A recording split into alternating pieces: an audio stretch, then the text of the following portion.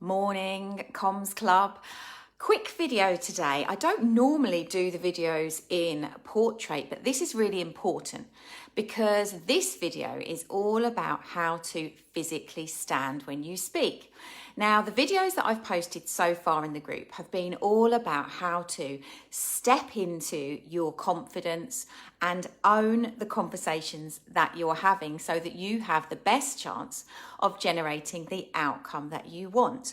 And we've looked at things like how to handle tricky questions, how to manage silences, and how to be clear about what you actually want when you communicate something. And today I want to do this quick video to show you how to build on that and use your physical body to help you achieve your conversational goals. Now, are you aware that when we communicate, only 7% of our communication is actually in the words that we choose to speak? So only 7% of the overall message that you deliver is actually in the words that you choose to speak. Another 30% of our communication comes from the tone of voice that we use when we say them.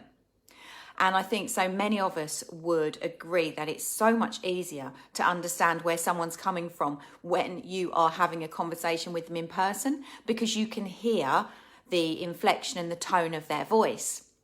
But, thank you, Diane, but over 60% of communication isn't in the words we choose or the tone of our voice.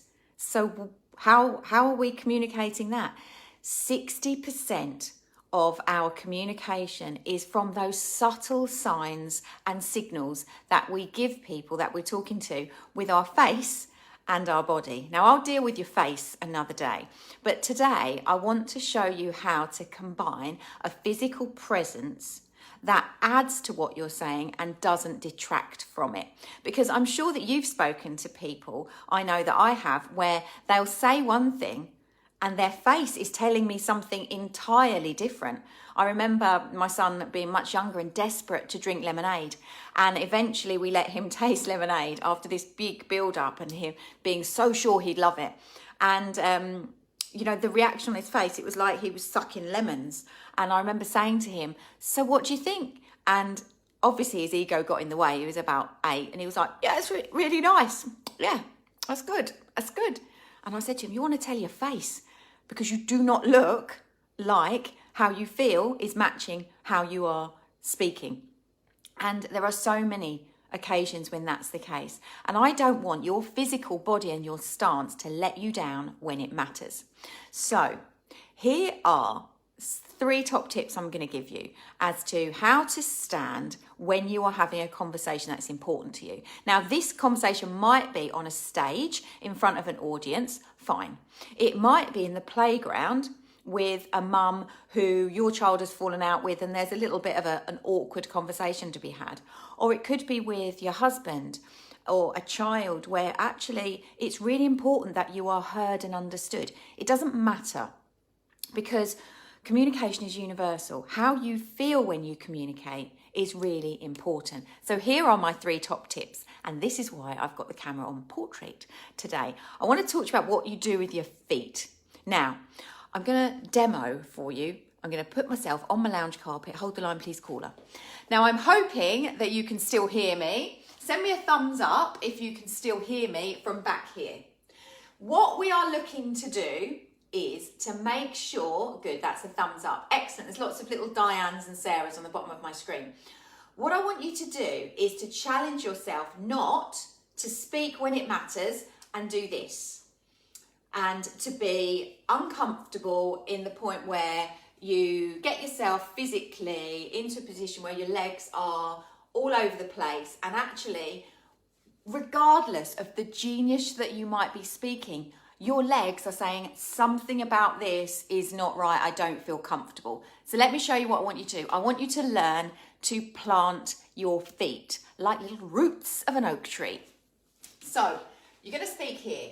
So what I want you to do is imagine you're walking. When you're ready, you literally left, right, plant.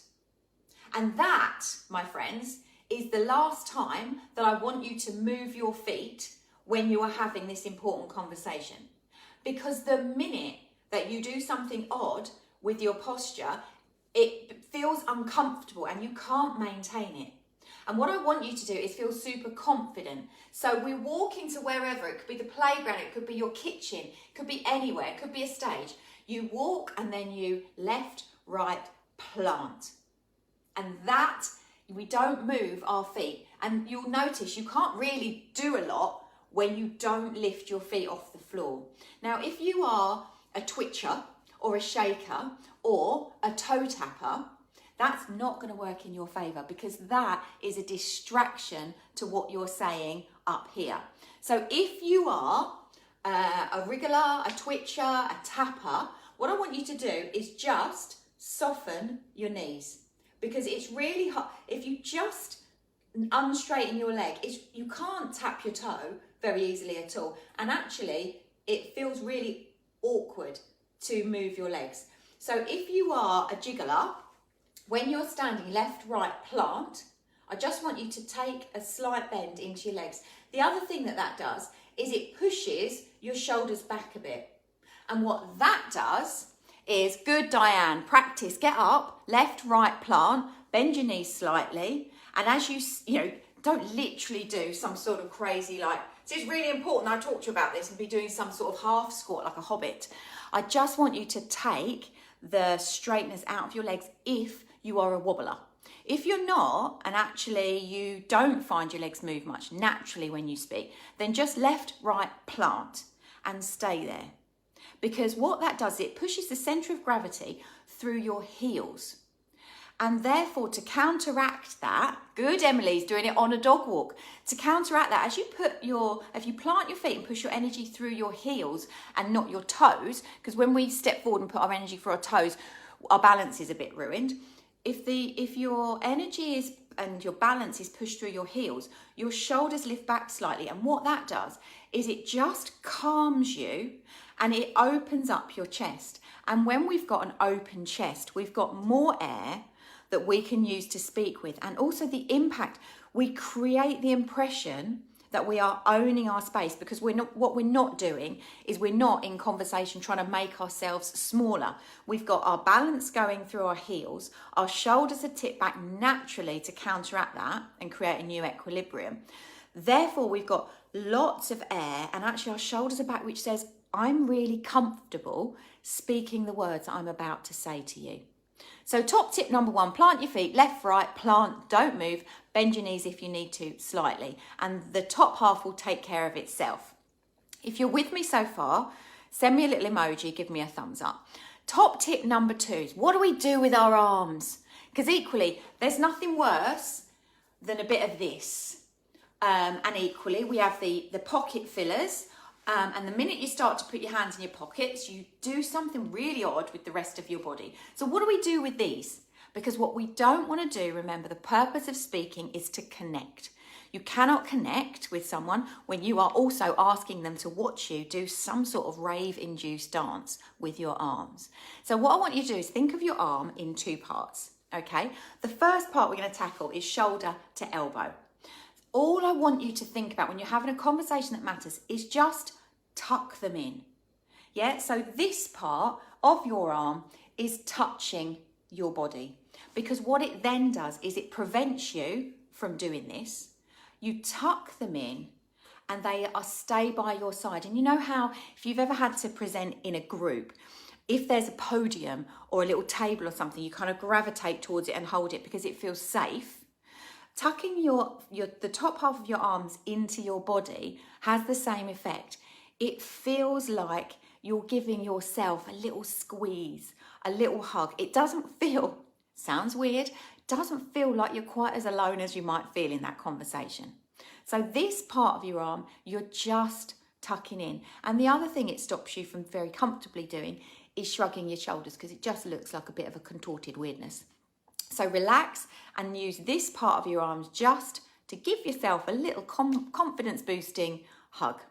So planting your feet, hug into the elbow, and then you are just left with this part of the arm. Now, this is fine. You can use your forearms and your hands to express what you're saying. I'm not going to suggest that you clasp them and look newsreader-ish. That's fine if you're on a stage and you're holding a clicker, or you're being interviewed and you want to not distract yourself with your hands. But again, if you need to and want to find a really comfortable position for your hands, you're going to need to practice it. And it's just like smiling. You need to practice smiling. You need to practice speaking and watching yourself speak in the mirror. But we'll come on to that in a different video. What I want you today to do is just, so Em, while you're out with the dog, Di and Sarah at home, whoever else is joining me live, there are more eyes than there are names that I can see. Practice just as you are now, even if you're sitting, just clasp your hands. Do you feel, like you might be begging for mercy if they're clenched like this? Do you feel like you might be wanting to take over the world and hatch a plan if you put them like this? Or do they actually just need to be tucked one hand inside another? There is a very comfortable place for you. But to find it and know it means that when you are in a real life situation and you want to use it, it doesn't feel like something you're thinking, oh, that doesn't feel very good. Because all the time, that is your inner voice. It's distracting you from the words you want to say. And even if you think about my videos, I try and minimize the amount of distraction that's going on by my backgrounds, by my hands, by my body. I don't spin in my office chair because, again, it's no better than standing and moving and changing position. It's distracting, and people look and they think, are you not quite comfortable with what it is you're saying?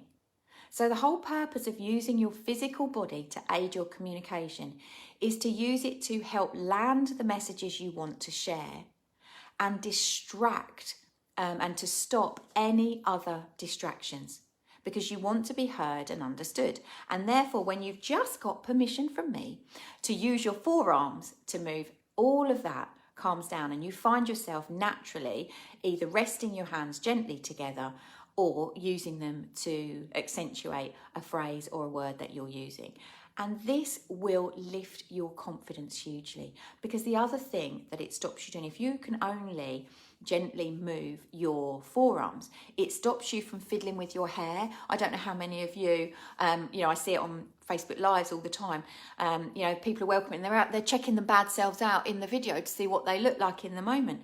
Or actually they're talking to you and they're fluffing their hair or whatever. Be present. That your job is not to worry about how you look or how you are performing. It's about making sure that you can say the words you want to say and that you are present and focused enough to pick up the signals from the person that you're speaking to. Because when you tell somebody something that they understand and they're with and they're interested in, the chances are they will be relatively still. They won't be distracted and they'll be concentrating, reading your face, your body, and listening to your words. The minute you deliver a piece of information that they are not so comfortable with, watch what happens, because they will start. Say you call someone out, you know that they have thrown you under a bus, either at work or in a social situation. The minute you call them out on that, they will start to get a little bit uncomfortable. There'll be some sort of movement, some sort of shift in eye contact, some sort of physical preening that just demonstrates to you their lack of comfort in the situation that you're in.